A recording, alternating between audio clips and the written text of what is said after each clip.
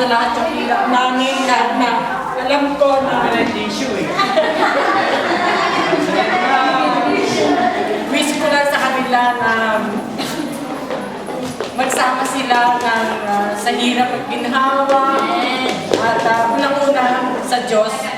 Manalig sila sa Diyos para magandang maging pamilya nila sa buong buhay nila. Amen. Yung mga wish ha, tatandaan ninyo kasi yun yung magiging gabay ninyo para sa araw-araw na buhay mag-asawa. Amen. Atin nga dito tawagin si Mami, ang bali auntie po ni Joy na magbibigay po ng wish sa kanila in the absence of her parents.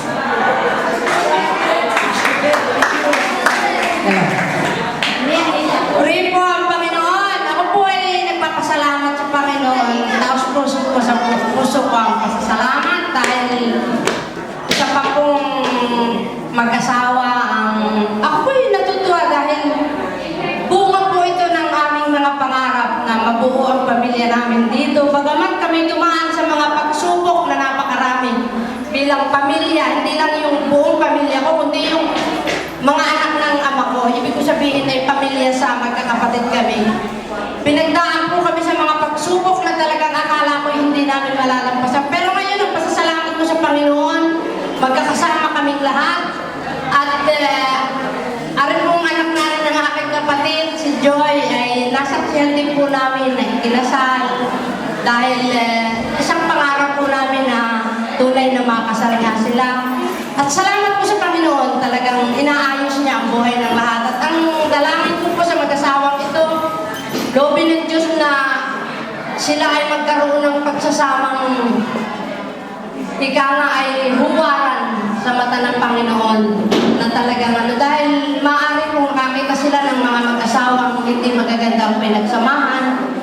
Pero huwag po nilang titingnan yung kundi ang tingnan nila ay sa Panginoon muna sila titingin at kanilang sasabihin, Panginoon, ayusin mo po kami kung mayroon kami hindi pagkakaunawaan. Bago tumawag ng iba ay sa Panginoon muna. Dahil talaga pong pinakamagaling tawagan ng Panginoon sa lahat ng oras. Sa lahat ng problema natin, maaaring may kaibigan tayo, may mga ina, ama, na sasabihin silang magpapayo. Pero sabi nga ay, call unto me and I will answer you and give you the things that you don't know. Ibig sabihin, ibibigay ng Panginoon sa atin yung hindi may ibigay ng tao. Kaya sa lahat ng inyong mga problema at ang akin din ipaalala sa inyo, sa mga pagpapala naman, huwag niyong kalilimutang siya pasalamatan. Sa bawat pagsampa ninyo sa inyong mga sasakyan, kayo ay maghabilin, Panginoon, ingatan mo po ang aming hakbang. Panginoon, ingatan mo po kami. Panginoon, salamat po. Sa lahat ng bagay, pasalamatan ninyo ang Panginoon. Isang bagay na napakabuti ang magpasalamat sa Panginoon. Ito po yung isang patotoo ko sa buhay ko. Simula po nang ako'y dumating dito po ako na born again. Hindi ko po alam nung una kung ano ang born again. Pero nung may mag-evangelize po sa akin, ang sabi sa akin ay, uy, alam mo ba na kung tatanggapin mo si Kristo sa buhay mo, magbabago ang buhay mo. Sabi ko, oo, narinig ko na yan. Pero nung gabing yun, tinanggap ko po ang Panginoon. Simula nung gabing yun, ang sabi ko, Panginoon, narinig ko po na kung ikaw ay tatanggapin ko, babaguhin mo ang buhay ko. Simula po nung gabing yun, sinabi ko, Panginoon, tinatanggap kita. Patawarin mo ako sa aking mga kasalanan at simula sa oras na ito'y maghari ka sa buhay ko. Sasabihin ko po sa inyo, sa area ng lahat ng bagay sa buhay ko, ang Panginoon po ang pinapangulo ko at nakikita ko po naman ang progress. Pati po sa mga pamangkin ko na niloob ng Diyos, ginamit ako na madala ako dito.